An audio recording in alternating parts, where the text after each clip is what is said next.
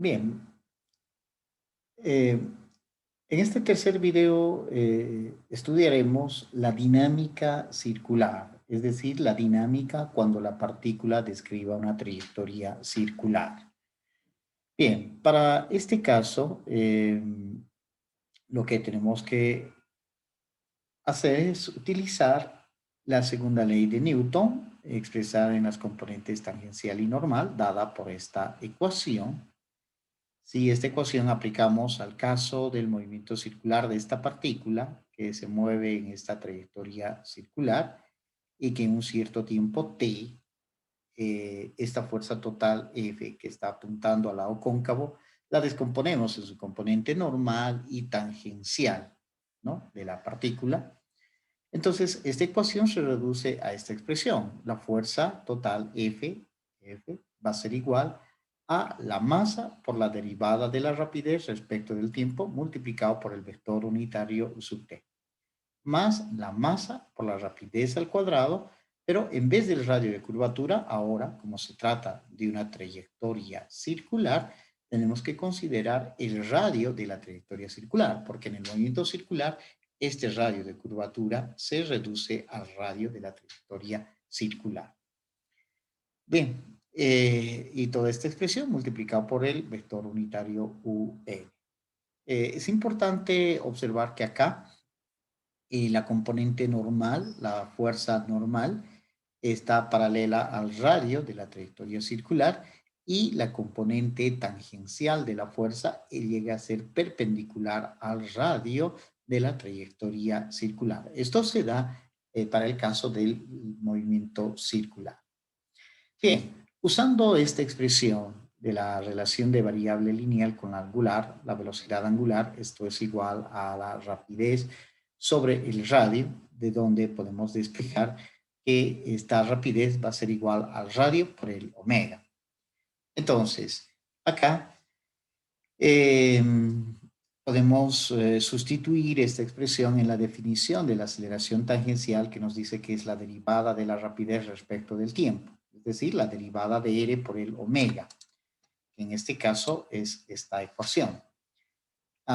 Como el radio se mantiene constante en la trayectoria circular, sale de la derivada y esta expresión se puede expresar como radio por la derivada de omega respecto de t. Recordando la definición de la aceleración angular, alfa es igual a la derivada de omega respecto de t, de la cual podemos concluir que la componente tangencial de la partícula va a ser igual al radio de la trayectoria circular multiplicado por la aceleración angular de la partícula. Por tanto, esta ecuación la podemos expresar en términos de las variables angulares. En vez de derivada de b respecto de t, pues nosotros utilizamos r alfa.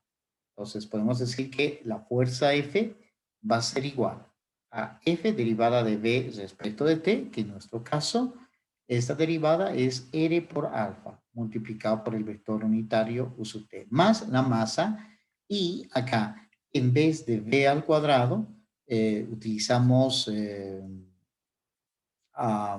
esta ecuación de V igual a R por omega. Entonces, R cuadrado, omega al cuadrado. R cuadrado, con uno de estos se va y nos quedaría MR omega al cuadrado. De tal manera que la componente normal de la fuerza se va a poder escribir como la masa R omega al cuadrado, el vector unitario U sub V. Entonces, esta sería la expresión de la fuerza para la dinámica circular en términos de variables angulares. De tal manera que podemos decir que la componente tangencial, que es igual a la masa por aceleración tangencial, es decir, a la derivada de v de la rapidez respecto al tiempo, esto es igual también en términos de variables angulares a mr alfa, ¿no? Y lo mismo acá, la fuerza normal en términos de variables lineales es mv cuadrado sobre e, que en términos de variables angulares se escribe como m r omega al cuadrado, ¿no?, que sería la expresión de variables angulares. Entonces, ya da un problema del movimiento circular Resolviendo este sistema de dos ecuaciones, podemos nosotros conocer el movimiento de la partícula en una trayectoria circular a partir de la dinámica, ¿no? Bien, ¿qué pasa con el momento angular? En este caso, mire, recordando que si la partícula de masa m está girando en una trayectoria circular en el plano x, y, entonces este momento angular se puede escribir de esta manera, observando que el vector r es paralelo al radio y el vector velocidad o momento lineal llega a ser perpendicular al radio, porque el momento lineal o v es tangente a la trayectoria. Entonces, en cada tiempo, esta partícula va a tener un momento angular p o velocidad d que va a ser perpendicular al radio. Entonces, si este r trasladamos acá, forman un ángulo de 90 grados. Entonces, aplicando la definición del producto vectorial, sería la magnitud de R, que sería el R, magnitud de P, por sen, porque aquí tengo un producto vectorial, por sen del ángulo formado entre el vector R y el vector velocidad, que es 90, y será sen de 90.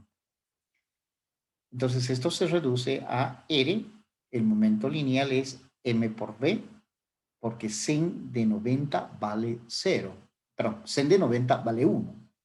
Y entonces toda esta expresión se reduce a RMV UZ, ¿no? Bien, usando estas variables angulares, que la rapidez es igual a R por el omega y que el R minúscula es igual al radio de la trayectoria, el momento angular L se puede escribir en términos de las variables lineales como la masa por el radio de la trayectoria circular por la rapidez multiplicado por el vector unitario U sub Z. Y esto, a su vez, en términos de variables angulares, es igual a la masa radio al cuadrado, velocidad angular por UZ, que sería la expresión del momento angular para la partícula que describe una trayectoria circular en el plano X y Y. Ahora, lo que podemos hacer ahora es estudiar un nuevo parámetro que se llama el momento de inercia. Entonces, considerando el movimiento de esta partícula en una trayectoria circular de radio r y con una masa m de la partícula, entonces se define el momento de inercia de la partícula respecto del eje z, simbolizado uz, ¿no? Porque esta trayectoria circular que describe la partícula está alrededor de este eje Z, ¿no? Esta vertical llegaría a ser el eje Z. Entonces, el momento de inercia de la partícula respecto del eje Z se define como el producto de la masa de la partícula multiplicado por el radio, es decir, la distancia del eje al lugar donde se encuentra la partícula, que en este caso coincide con el radio de la trayectoria. Entonces, el momento de inercia de esta partícula que describe esta trayectoria circular se define como la masa por radio al cuadrado, ¿no? En este caso. Bien, ¿cuáles son las unidades en el sistema internacional del momento de inercia? Es el kilogramo metro cuadrado, porque es, su definición de momento de inercia es masa por radio al cuadrado. Entonces será kilogramo metro cuadrado y no recibe ningún nombre especial. El momento de inercia podemos ver que es proporcional a la masa y también al cuadrado del radio, o sea, su dependencia con el radio es enorme. Es decir, cuanto a mayor distancia del eje de rotación se encuentre la partícula, su momento de inercia va a ser mucho mayor. Va a aumentar con el cuadrado del radio, ¿no? Bien, es importante entender que en el movimiento, este momento de inercia, nos está midiendo la distribución de la masa respecto de la rotación de la partícula. Eso es determinante para sistemas que están realizando movimientos rotacionales. Todo depende de cómo está distribuida la masa respecto del radio. Y eso es lo que nos está midiendo el momento de inercia. Es decir, si el momento de inercia es mayor, es porque la masa está distribuida, está a una distancia mayor respecto del eje de rotación, ¿no? Eso es lo que nos está midiendo en realidad el momento de inercia, ¿no? Bien, otro detalle importante, podemos decir que el momento de inercia es la variable angular equivalente a la variable lineal más, ¿no? Entonces sí habíamos mencionado que en física tenemos variables lineales y variables angulares. Por ejemplo, en cinemática teníamos posición X, variable angular, posición angular, phi. Variable lineal velocidad, variable angular, velocidad angular. Variable lineal aceleración A, variable angular. En dinámica tenemos la variable lineal, momento lineal, y en angular, momento angular. L igual a R por P. Fuerza, variable lineal, torque, variable angular, L por F. Y entonces ahora acá tenemos como variable lineal a la masa, pero como variable angular vamos a tener el momento de inercia de la partícula, ¿no? Bien, si este es el caso, miren, este momento angular, el mr cuadrado reconocemos como el momento de inercia y b omega, la velocidad angular. De tal manera que el momento angular de la partícula en la trayectoria circular, entonces se puede escribir como variable lineal mr v u de z. En términos de variables angulares, sería mr al cuadrado por la velocidad angular u de z, pero de una manera mucho más compacta. En vez del mr, podemos decir que el momento angular es el momento de inercia por la velocidad angular multiplicado por el vector unitario u sub z. Y que esta ecuación la podemos escribir de una manera mucho más compacta de esta manera y decir que el momento angular total vector es igual al escalar momento de inercia respecto del eje z por la velocidad angular omega en la dirección z, ¿no? Donde L está medido respecto de un sistema de referencias X y Z, y el momento de inercia está medido respecto del eje de rotación Z, y la velocidad angular también está medida respecto del eje Z, ¿no? Y tenemos entonces la expresión del momento angular para el caso de una partícula que describe una trayectoria circular. Bien, ¿qué pasa con la segunda ley de Newton para el movimiento circular? Partimos de la ecuación genérica de que el torque es igual a la derivada del momento angular respecto del tiempo. Entonces, si ese es el caso, sustituimos el momento angular que hemos calculado para el movimiento circular, que sería IZ por omega de Z. IZ, el momento de inercia, es constante, sale de la derivada, y esta expresión se escribe como IZ por la derivada de omega respecto de T u de Z. Y pues resulta que la derivada de omega respecto de t es la aceleración angular. De tal manera que este torque en la dinámica circular se puede escribir como el momento de inercia en la dirección z por la aceleración angular multiplicado por el vector unitario sub z. O, si prefieren, el vector, perdón, el escalar momento de inercia y z por el vector aceleración angular alfa. Entonces, tau es IZ alfa u de z o el escalar IZ por el vector aceleración angular, donde el torque está medido respecto del sistema de referencia X, Y, Z, y el momento de inercia está referida o medida respecto del eje Z de ese mismo sistema de referencia, y la aceleración angular es la aceleración angular respecto del eje Z. Esta es la ecuación entonces de la segunda ley de Newton para las rotaciones aplicada al caso de dinámica circular. Finalmente, tenemos que hablar del equilibrio de un sistema. Entonces, cuando hablamos ahora de un equilibrio, pues tenemos que referirnos a un equilibrio translacional y rotacional de manera genérica. Entonces, nosotros decimos que un cuerpo o un sistema o una partícula va a estar en equilibrio si mantiene su estado de reposo translacional y rotacional, o a lo sumo se va a mover con velocidad constante o velocidad angular constante. Cuando nosotros observemos que la partícula está en reposo, no se traslada, no rota, decimos que está en equilibrio.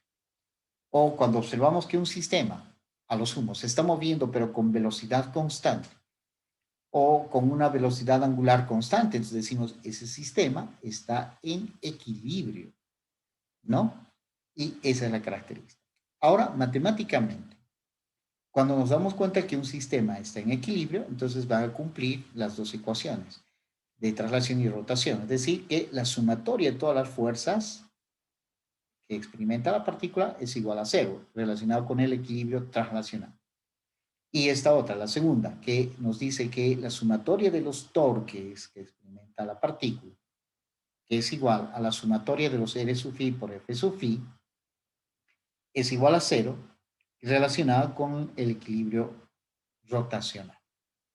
Entonces, si la partícula está en equilibrio, debe cumplir necesariamente este par de ecuaciones, equilibrio traslacional y equilibrio rotacional, donde para poder aplicar estas fórmulas ya en la resolución de ejercicios, no debemos perder de vista que lo primero que tengo que hacer es especificar un sistema de coordenadas y a partir de ahí medir los R's y los F's y hacer cumplir este par de ecuaciones. Bien, con esto hemos terminado en nuestro tercer video correspondiente a la unidad temática de dinámica circular. Acá, en este tema, básicamente hemos estudiado inicialmente de manera genérica las ecuaciones que nos permiten estudiar el movimiento curvilíneo de una partícula, que básicamente son tres, utilizando la descomposición en las componentes cartesianas X, Y, Z. Segundo, utilizando la descomposición de la fuerza en sus componentes, en este caso, tangencial y normal. Y el tercer punto de vista, utilizar las ecuaciones de Newton para las rotaciones, del torque igual a la derivada del momento angular respecto del tiempo, ¿no? Y finalmente hemos aplicado esas ecuaciones a un caso concreto, específico, como es el movimiento circular, que es un ejemplo simple del movimiento curvilíneo, donde las ecuaciones, estas tres ecuaciones, se reducen a expresiones mucho más simples para tratarlas matemáticamente. Y finalmente, hemos hablado del equilibrio, y cuando decimos del equilibrio, nos debemos referir al equilibrio traslacional, sumatoria de fuerzas igual a cero, y al equilibrio rotacional, que nos dice que la sumatoria de todos los torques debe ser igual a cero. Y equilibrio significa que el cuerpo está en reposo, el sistema está en reposo, o a lo sumo, se está moviendo con rapidez constante, con velocidad constante y velocidad angular constante. Está rotando, pero con velocidad angular constante, ¿no? A eso se le llama el equilibrio de la partícula. Bien, entonces con esto hemos terminado esta parte de dinámica curvilínea.